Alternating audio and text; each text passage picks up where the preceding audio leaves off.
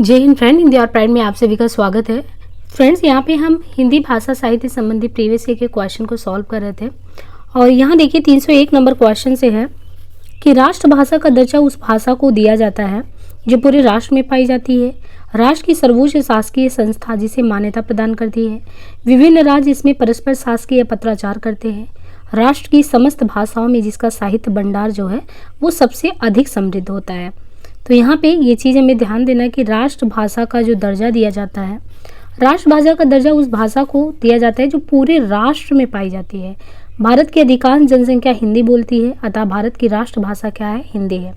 राष्ट्रभाषा का शाब्दिक अर्थ समस्त राष्ट्र में प्रयुक्त भाषा है, अर्थात इनका आम जनभाषा यानी जनभाषा है।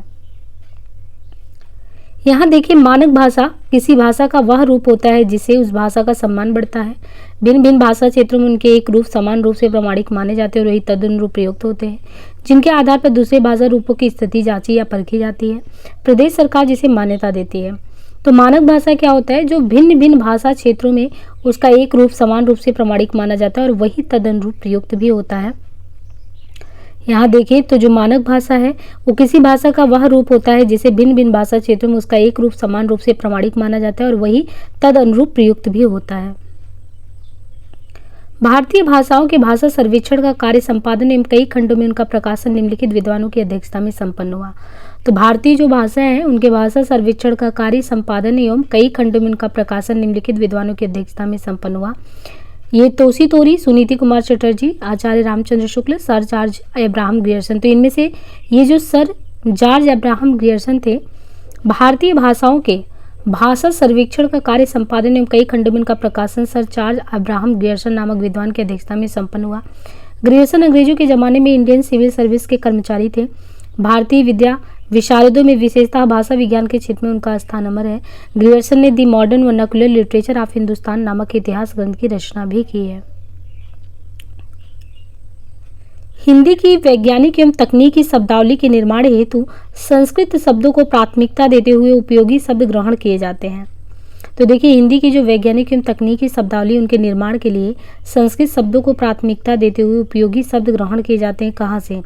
हिंदी भाषा से, मराठी से, बांग्ला से या सभी मान्यता प्राप्त जो भारतीय भाषाएं हैं उनमें। तो देखिए, हिंदी की जो वैज्ञानिक एवं तकनीकी शब्दावली का निर्माण है उसके लिए जो संस्कृत शब्दों को प्राथमिकता देते हुए उपयोगी शब्द वो सभी जो मान्यता प्राप्त भारतीय भाषा है उन सभी से ग्रहण किए जाते हैं। कुमायूनी भाषा भाषी क्षेत्र है। तो इनमें जो कुमायूनी है, कुमायूनी भाषा भाषी क्षेत्र है, ये जम्मू कश्मीर, हिमाचल, रानीखेत, नैनीताल, कुरुक्षेत्र, अम्बाला, हिसार, लखीमपुर खीरी, पीलीभीत, शाहजहांपुर। तो कुमाऊनी जो है, कुमायूनी उत्तराखंड राज्य के कुमाऊं क्षेत्र में बोली जाने वाली एक भाषा या बोली है। इस भाषा को हिंदी की सहायक पहाड़ी भाषाओं की श्रेणी में रखा जाता है। यह उत्तराखंड के जिले रानीखेत, नैनीताल, अल्मोड़ा, पिथौरागढ़, बागेश्वर, चंपावत, उधम सिंह नगर आदि क्षेत्रों में बोली जाती है। भोजपुरी भाषा अपने व्याकरणिक ढांचे में इस भाषा से काफ़ी समानता रखती है।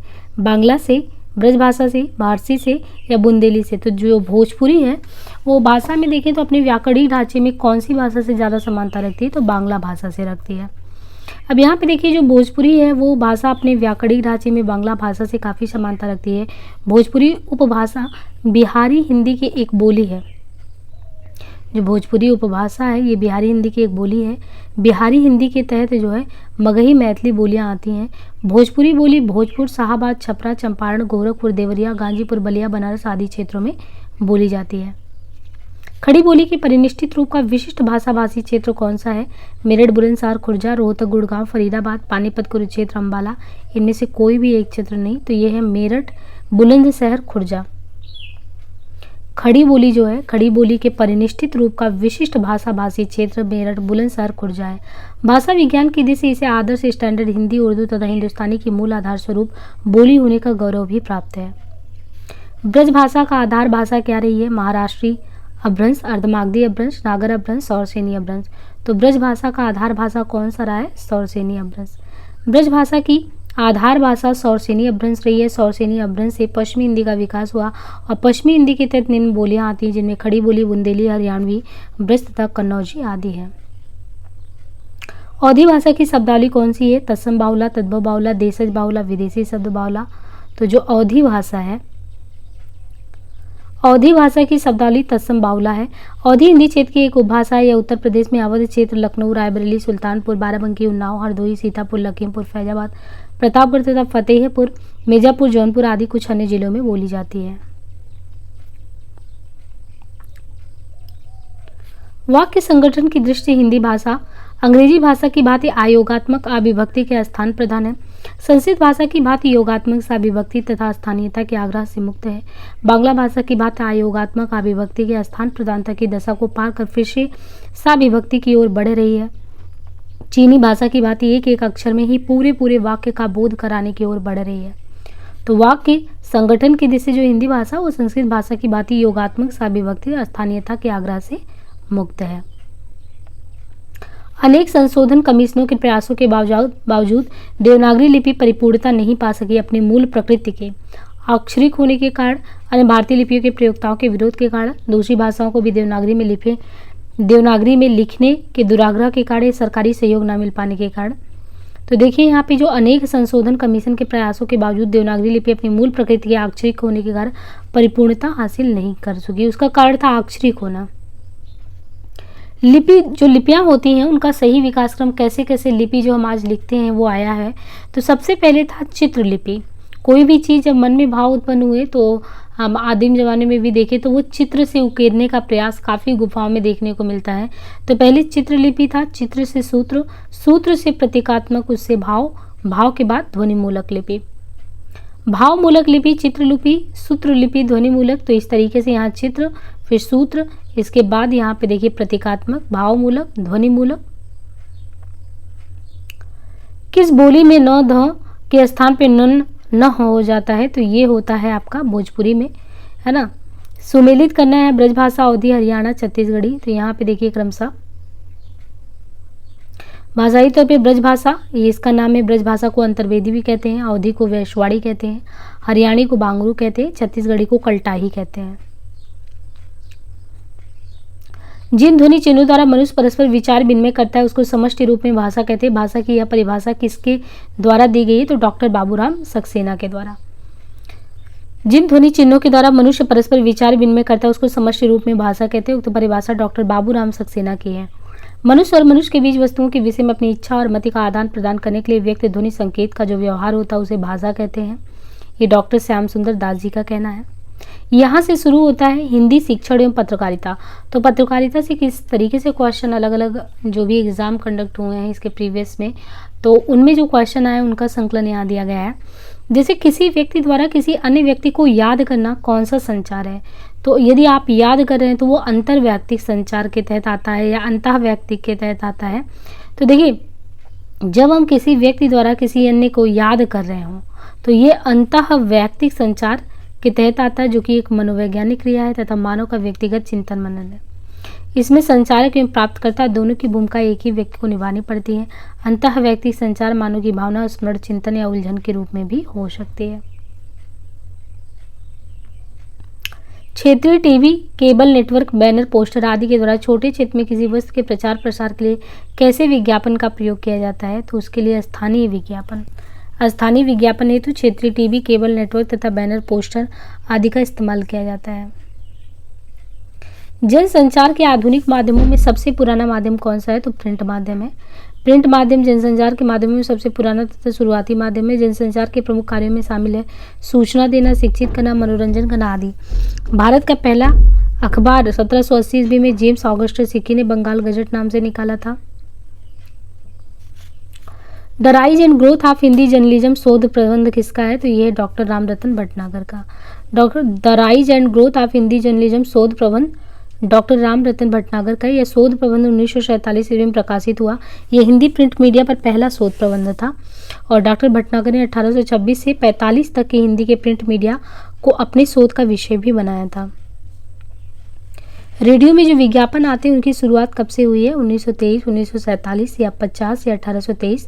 तो रेडियो पर जो विज्ञापन आता है वो 1923 से शुरू हुआ है।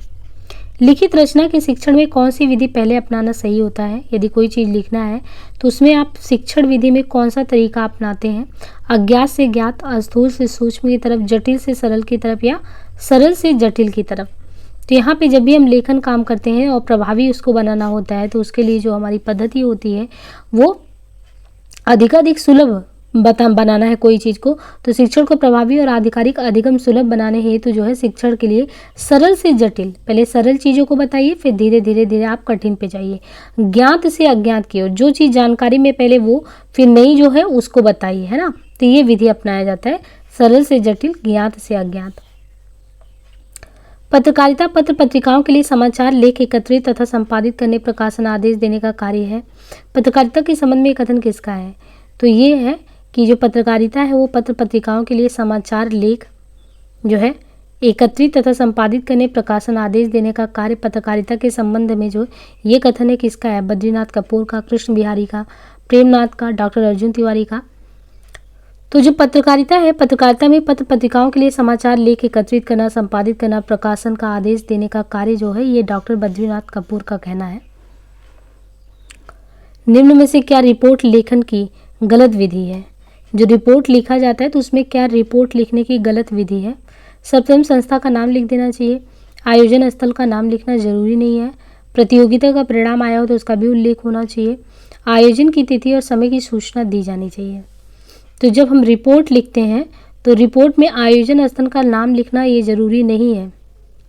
ये जो है रिपोर्ट लेखन की गलत विधि है। रिपोर्ट लिखने में आयोजन स्थल का नाम ना लिखा जाए तो वह रिपोर्ट भ्रामक हो जाएगा। आपने रिपोर्ट बनाया कहाँ? जब भी आप देखते हैं कि कोई भी रिपोर्ट तैयार किया जाता है कि हम फला जगह पे बैठ के ऐसी ऐसी स्थिति को देखें और वही चीज़ें विस्तृत रूप में लिख रहे हैं, तो संस्था का नाम लिखा जाना चाहिए, आयोजन स्थल का नाम भी लिखा जाना चाहिए, प्रतियोगिता का परिणाम आया तो उसका भी उल्लेख हो, या आयोजन की तिथि और समय की सूचना भी देनी चाहिए। विज्ञापन, ये सब DSSB में आया है, PGT में। विज्ञापन बनाते समय ध्यान रखना चाहिए किन बातों का, और उनमें से कौन सा विकल्प गलत है। तो जब भी विज्ञापन बनाए तो हमें किन बातों का ध्यान रखना चाहिए? कम शब्दों में उत्पाद की विशेषताओं और महत्व को प्रभावशाली तरीके से बताना चाहिए। चित्रों या रेखा चित्रों का प्रयोग करना चाहिए। विज्ञापन की भाषा एकदम सरल और सहज होनी चाहिए। विज्ञापन का मूल्य और उनकी उपलब्धता के बारे में बिल्कुल भी नहीं लिखा जाना चाहिए। तो ये बिल्कुल ही जो दिया है वो गलत है। विज्ञापन में उत्पाद के मूल्य और उनकी उपलब्धता का जानकारी देना जरूरी होता है, अतः विकल्प डी गलत है। निम्न में से उस विकल्प को चुनना है जो विज्ञापन बनाते समय ध्यान रखने योग्य बात का सही विकल्प नहीं है। नारे या स्लोगन तथा प्रेरक वाक्यों का प्रयोग ना करें। तो ये सोचिए कि जब भी आप कोई भी विज्ञापन प्रचार देखते हैं तो वहाँ पे नारा या स्लोगन या प्रतीक प्रेरक वाक्य तो लिखे ही होते हैं। रंगीन चित्रों का इस्तेमाल ज़्यादा अच्छा है, सही है। कम शब्दों में अधिक प्रभावशाली होना चाहिए। अंत में संपर्क नंबर जरूर दें। तो ये सब तो होना ही चाहिए, साथ ही नारे या स्लोगन का भी प्रयोग होना चाहिए, और प्रेषक वाक्यों यानी प्रेरक वाक्य भी जो हों वो भी हों। तो विज्ञापन का उद्देश्य क्या होता है? जो कंज्यूमर है उसको उत्पादन की गुणवत्ता की जानकारी देना। तो आप अच्छी बातों को नहीं लिखेंगे, प्रेरक बातों को नहीं लिखेंगे, तो आपका विज्ञापन किसी काम का नहीं है। स्वतंत्रता के पूर्व जब पत्रकारिता होता था उसका मुख्य लक्षण क्या होता था? प्रसिद्धि प्राप्त करना, संपूर्ण देश को अलग करना, प्रशासन और समाज को पृथक करना, स्वतंत्रता प्राप्ति। तो तब तो पहले एक ही उद्देश्य होता था। स्वतंत्रता से पूर्व जो पत्रकारिता होती थी उसका वो मुख्य उद्देश्य होता था कि भारतीय जनमानस का जागरण करना, क्योंकि देश को आज़ाद कराना था। तो राजा राम मोहन राय हो, श्याम सुंदर दास सेन हो, हरिश्चंद्र हो, ये जितने भी विद्वतगण हुए वो सभी पत्रों के माध्यम से स्वतंत्रता प्राप्ति में अपना महत्वपूर्ण योगदान देने का प्रयास कर रहे थे। इलेक्ट्रॉनिक, वेब, सोशल आदि मीडिया उपलब्ध होने के बाद भी प्रिंट मीडिया के इतने लोकप्रिय होने के पीछे का कारण क्या है? यानी इलेक्ट्रॉनिक, वेब, सोशल ये सब तो है, लेकिन फिर भी अगर आप देखें प्रिंट मीडिया आज भी सफल है, उसका क्या कारण है? ज़्यादा मात्रा में उपलब्ध है, रंगीन चित्रों का प्रयोग करता है, लोगों को शिक्षित होना, अन्य माध्यमों को प्रभावी ना होना। नहीं, वो प्रिंट मीडिया क्या है, आज भी आप देखते हैं कि छपने वाली चीज़ों को आप कितना पढ़ते हैं।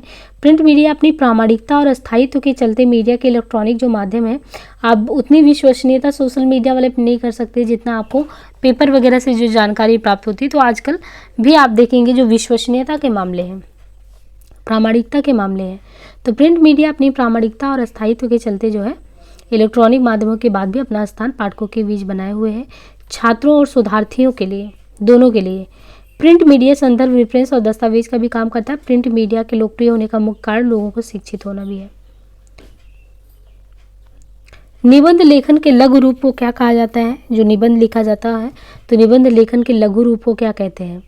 आलेख, रिपोर्ट, फीचर, विज्ञापन। तो उसे आलेख कहते हैं। किसी विषय का वर्णन एक सीमित आकार के भीतर एक विशेष निजीपन, स्वच्छंदता और सजीवता निबंध विधा की विशेषता है।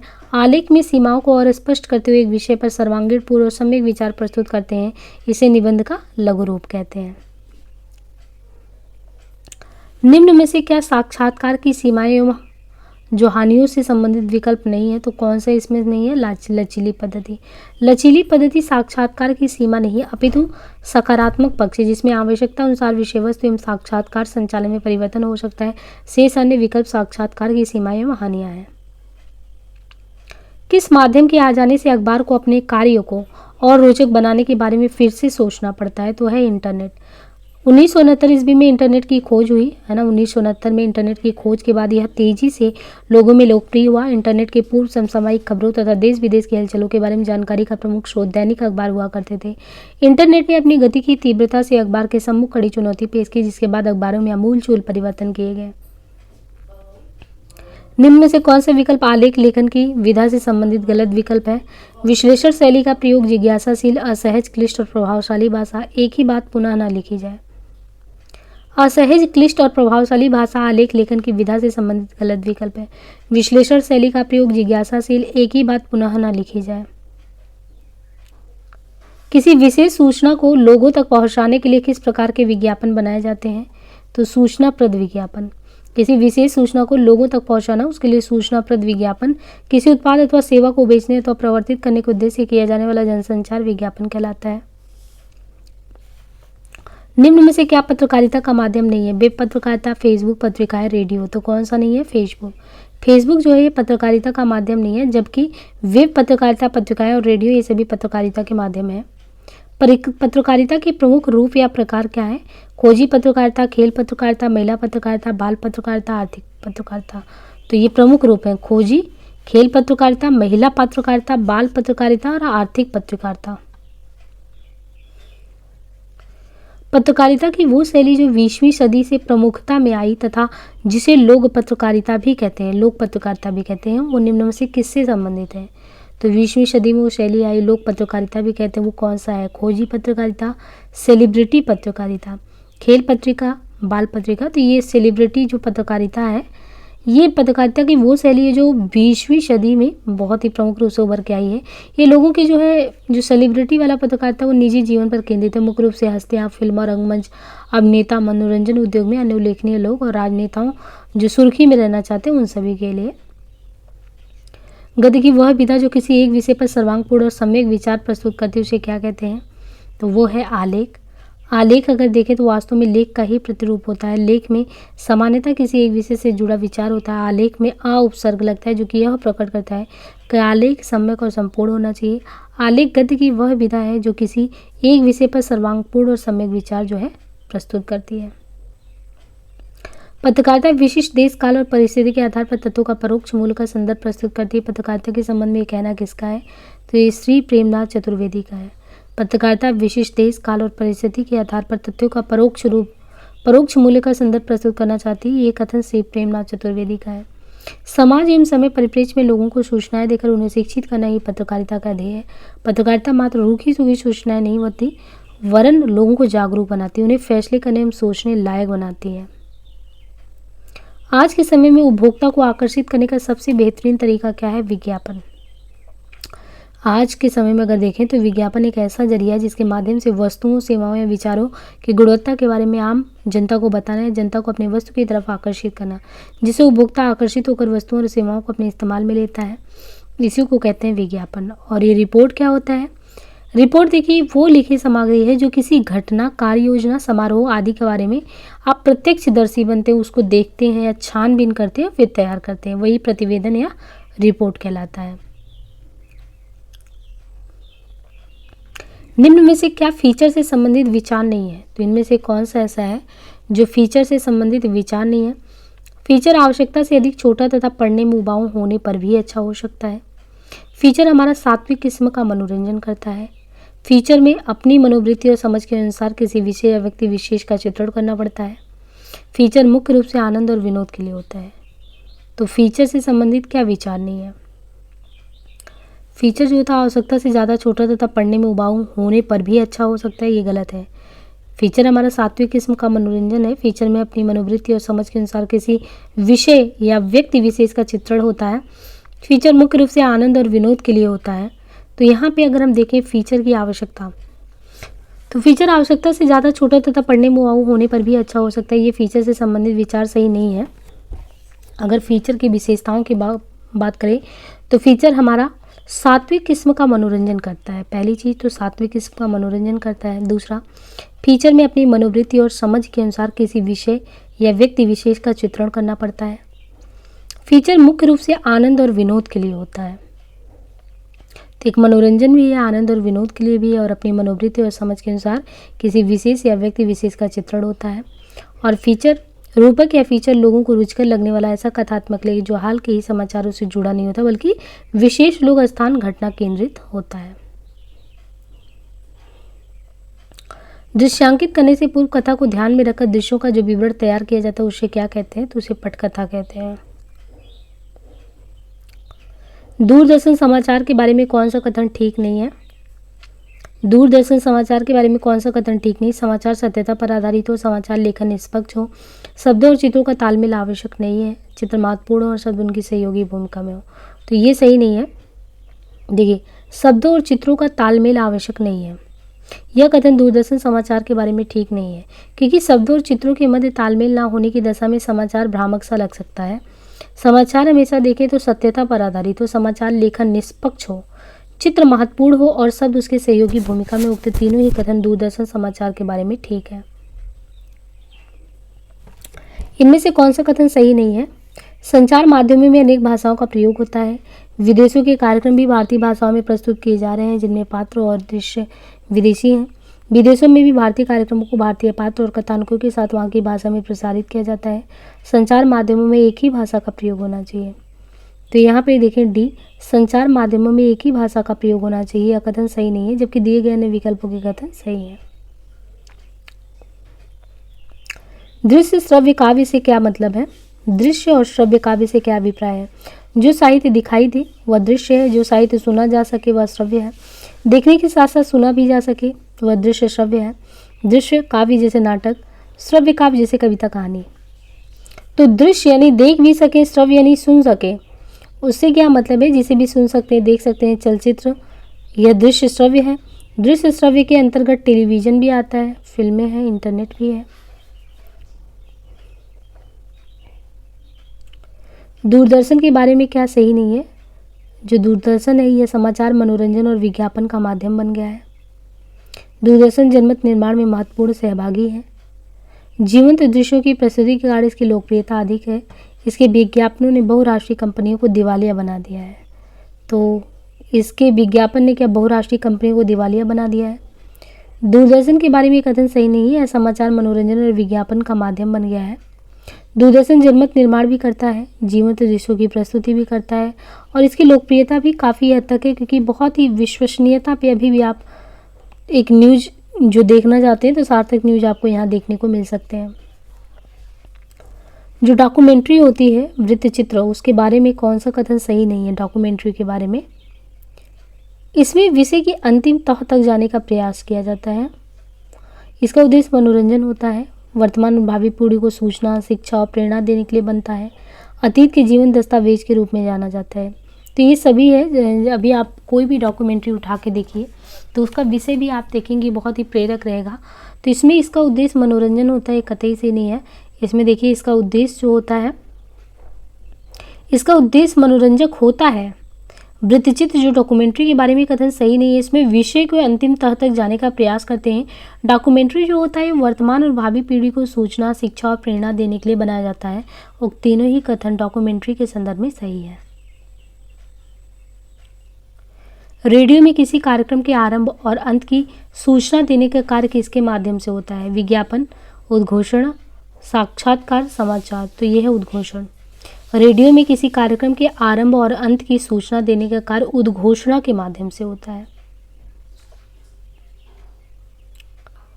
अति सक्रिय छात्रों की एक कक्षा में पाठों को एकीकृत करने के लिए निम्नलिखित में से कला का कौन सा स्वरूप सर्वोत्तम होगा। तो होगा प्रदर्शनकारी कला। अति सक्रिय छात्रों की एक कक्षा में पाठों को एकीकृत करने के लिए दी गई कलाओं में से प्रदर्शनकारी कला का स्वरूप सर्वोत्तम होगा। सर्वाधिक उपयुक्त विकल्प का चयन करना है। समावेशी शिक्षा के प्रभावी क्रियान्वयन में सर्वाधिक महत्वपूर्ण परिसीमा क्या है? समावेशी शिक्षा के प्रभावी क्रियान्वयन में सर्वाधिक महत्वपूर्ण परिसीमा क्या है? इनमें शिक्षक की अक्षमता। समावेशी शिक्षा के प्रभावी क्रियान्वयन में सर्वाधिक महत्वपूर्ण परिसीमा शिक्षक की अक्षमता है। निम्नलिखित में से एक शिक्षण कौशल इनमें से कौन सा नहीं है? स्मरण करना, वास्तविक जीवन की स्थितियों से जुड़ा होना, प्रतिक्रिया प्रकट करना, पाठ योजना। तो शिक्षण कौशल में क्या चीज़ें इनमें से नहीं आती हैं? तो स्मरण करना शिक्षण कौशल नहीं है। वास्तविक जीवन की स्थितियों से जुड़ा होना, प्रतिक्रिया प्रकट करना तथा पाठ योजना ये शिक्षण का कौशल है। रिक्त स्थान की पूर्ति के लिए सही विकल्प का चयन करना है। एक वेबसाइट में HTML विभिन्न को जोड़ता है, तो HTML किस चीज़ को जोड़ता है? हाइपर टेक्स्ट मार्कअप लैंग्वेज जो होता है एक वेबसाइट में, ये विभिन्न पृष्ठ यानी पेजेस को जोड़ता है। नीचे दी गई सूची में से सही विकल्प का चयन करना है। जब राहुल अपनी अनुक्रिया को न्याय संगत सिद्ध करते हुए प्रश्न का उत्तर दे रहा है तो प्रस्फुटन के किस स्तर पर प्रचालन कर रहा है? देखिए, जब कोई अपनी अनुक्रिया को न्याय संगत, तो यानी उस चीज़ को, टॉपिक को विश्लेषित कर रहा है। तो जब राहुल अपनी अनुक्रिया को न्याय संगत सिद्ध करते हुए प्रश्न का उत्तर दे रहा है तो वह प्रस्फुटन के विश्लेषण स्तर पर प्रचालन कर रहा है। वाक्य को पूर्ण करने के लिए सही विकल्प का चयन करें।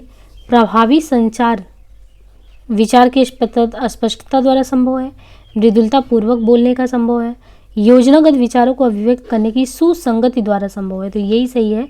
पूर्ण वाक्य में देखें तो प्रभावी जो संचार होता है वो योजनागत विचारों को अभिव्यक्त करने की सुसंगति द्वारा संभव है।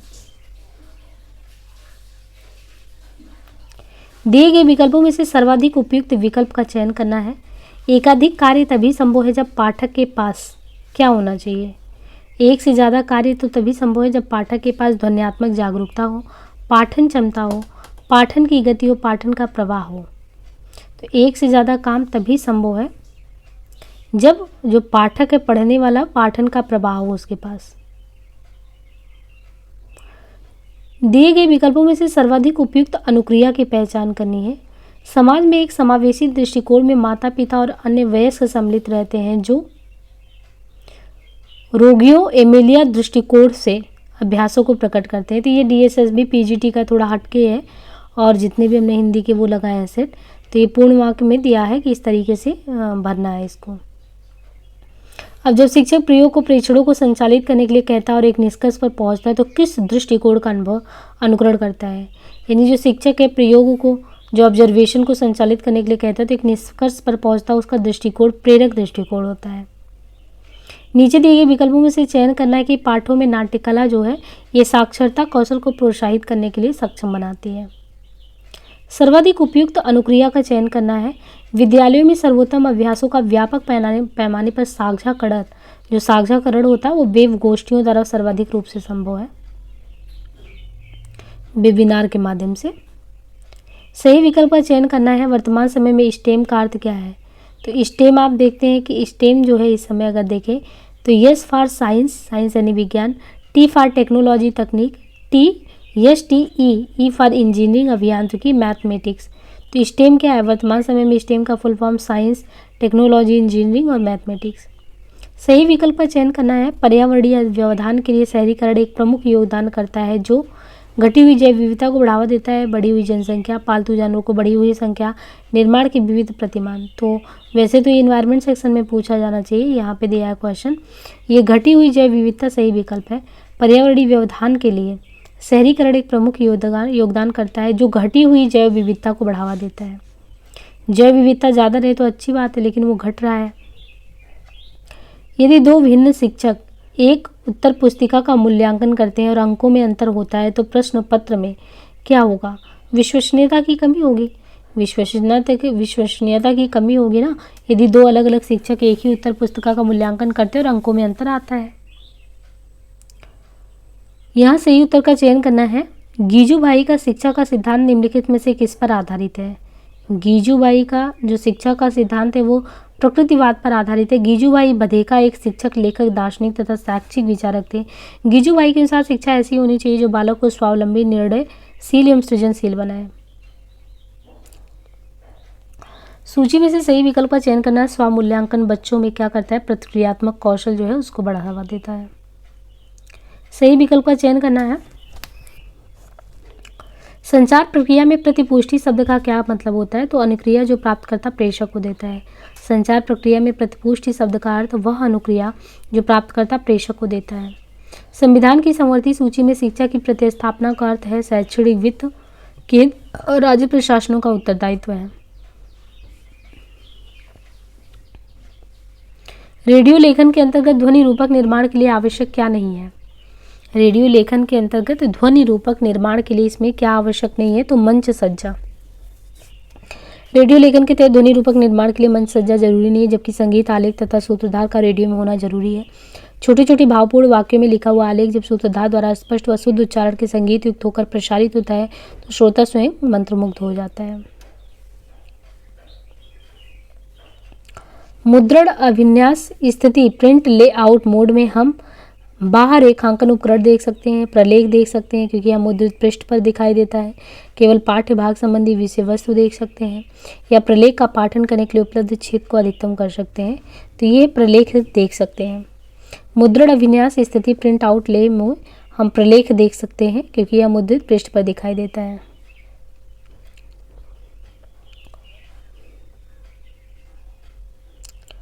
सूचना प्रक्रिया प्रतिमान में कंप्यूटर की तुलना मानव मस्तिष्क के साथ की जाती है क्योंकि यह पुनः स्मरण, गणना, मिलान, संबंध खोजना, पाठन से जैसी क्रियाओं से निष्पादित होने में सक्षम है।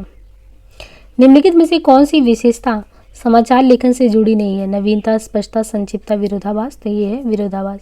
विरोधाभास जो है समाचार लेखन से जुड़ी विशेषता नहीं है क्योंकि समाचार लेखन की विशेषताओं में नवीनता, संक्षिप्तता तथा स्पष्टता है। विरोधाभास समाचार लेखन का दोष है, विशेषता नहीं। जिसके माध्यम से राजकार्य होता है, कचहरियों का काम, सरकारी आदेश, सूचनाएं, विज्ञापन, एक प्रदेश का दूसरे प्रदेश से शासकीय स्तर पर पत्र व्यवहार हो, वह कौन सी भाषा कहलाती है? तो वह है राजभाषा।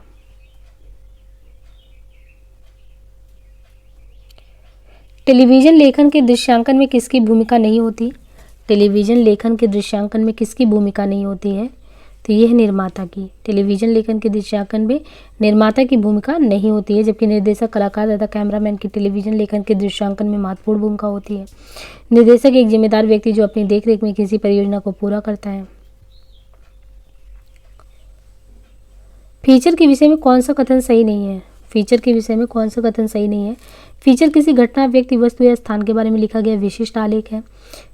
फीचर कल्पनाशीलता और सृजनात्मकता कौशल के साथ मनोरंजक शैली में प्रस्तुत आलेख है। फीचर समाचार मूलक भी हो सकता है और विशिष्ट व्यक्तियों, ऐतिहासिक स्मारकों, त्योहारों, मेला और प्राकृतिक आपदाओं आदि पर भी लिखा जा सकता है। फीचर अनिवार्य रूप से समाचार का विस्तृत आलेख है। फीचर अनिवार्य रूप से जो है समाचार का विस्तृत आलेख होता है। फीचर के विषय में कथन सही नहीं है। अन्य विकल्प अगर देखें तो वो जो है फीचर के संदर्भ में सही है। जैसे फीचर जो होता है वो किसी घटना, व्यक्ति, वस्तु, स्थान के बारे में लिखा गया विशिष्ट आलेख होता है। एक तो ये भी है कि फीचर में आप कल्पनाशीलता और सृजनात्मक कौशल भी देखते हैं, मनोरंजक शैली में उसको प्रस्तुत किया गया होता है। और फीचर समाचार मूलक भी हो सकता है और विशिष्ट व्यक्ति, ऐतिहासिक स्मारक, त्योहार, मेले और प्राकृतिक आपदाओं आदि पर भी ये लिखा जा सकता है। अनेक व्यक्तियों की अभिरुचि जिस बात में हो वह समाचार है। समाचार की यह परिभाषा किसकी है? तो ये है विलियम जे ब्लेयर की। ये विलियम जी ब्लेयर की है। अनेक व्यक्तियों की अभिरुचि जिस बात में हो वह समाचार है। समाचार की यह परिभाषा विलियम जी ब्लेयर की है। निम्नलिखित में से कौन सा फीचर लेखन का उद्देश्य नहीं है? तो इनमें से कौन सा? मनोरंजन, ज्ञानवर्धन, मार्गदर्शन, शून्य पठनीयता। तो ये है शून्य पठनीयता। निम्नलिखित में से ये जो है शून्य पठनीयता, ये फीचर लेखन का उद्देश्य नहीं है। रेडियो आलेख जो है लिखते समय किस शब्द का प्रयोग नहीं करना चाहिए? बातचीत, था, है, निम्नलिखित। तो यहाँ पे निम्नलिखित, जब रेडियो आलेख लिखे तो निम्नलिखित, रेडियो आलेख लिखते समय निम्नलिखित शब्द का प्रयोग नहीं करना चाहिए क्योंकि रेडियो संचार का श्रव्य माध्यम है। निम्नलिखित का प्रयोग मुद्रण तकनीक में जब छपाई कुछ करें तो वहाँ पे कर सकते हैं, जो एक तरह का दृश्य माध्यम होता है, जबकि है, था, बातचीत आदि शब्दों का रेडियो आलेख लिखते समय प्रयोग करना चाहिए। टीवी चैनलों पर कॉमर्शियल ब्रेक से तात्पर्य क्या है? Fresh news, high news, soft news, विज्ञापन। तो देखिए, जब टीवी चैनल पर कॉमर्शियल ब्रेक से मतलब है विज्ञापन से। यह विज्ञापन 2 मिनट का, 5 मिनट का, 15 मिनट के भी हो सकते हैं और इससे विभिन्न प्रकार के उत्पादों के बारे में जानकारी दी जाती है। विज्ञापन के संबंध में क्या नैतिक है? शर्त को छोटे टाइप में छापना, भ्रामक चित्र बनाना, अधूरी जानकारी देना, सही जानकारी। तो इसका ये नैतिक पक्ष पूछ रहा है। तो नैतिक पक्ष यही कि आप विज्ञापन दो तो सही जानकारी दो, भ्रामक नहीं दो, जिससे लोगों को उत्पाद के बारे में सही जानकारी प्राप्त हो। पत्रकार मोरिस फेगस के अनुसार समाचारों को पाठक के लिए बोधगम्य कौन बनाता है? तो ये संवाददाता जो होता है। पत्रकार मोरिस फेगस के अनुसार समाचारों को पाठक के लिए बोधगम्य संवाददाता बनाता है, क्योंकि वह पाठकों के बीच रहकर उनके रुचियों आदि का ज्ञान रखता है। समाचार का प्रमुख तत्व क्या है इनमें से? तो ये है सत्यता व नवीनता। प्रश्नगत विकल्पों में सत्यता व नवीनता समाचार का प्रमुख तत्व है। डेस्क के लिए समाचारों की आपूर्ति कौन करता है? तो डेस्क के लिए समाचारों की आपूर्ति इनमें से कौन करता है? रिपोर्टर। तो इस तरीके से हमने पत्रकारिता संबंधी भी PYQ किए, करीबन 50 यहाँ पे कंप्लीट किए। बाकी हम नेक्स्ट उसमें मिलते हैं। तो ये जो अलग अलग आप देखिए कि फीचर लेखन है और विज्ञापन से या पत्र पत्रिकाओं से, इन सबसे भी क्वेश्चन बनते हैं और ये सब पत्रकारिता वगैरह हिंदी साहित्य में ही आता है। तो ये वहाँ से क्वेश्चन लिए गए हैं और निसंदेह ये टॉपिक जो है आपके लिए बहुत ही हेल्पफुल सिद्ध होगा। आज के लिए इतना ही, मिलते हैं नेक्स्ट वीडियो में। धन्यवाद।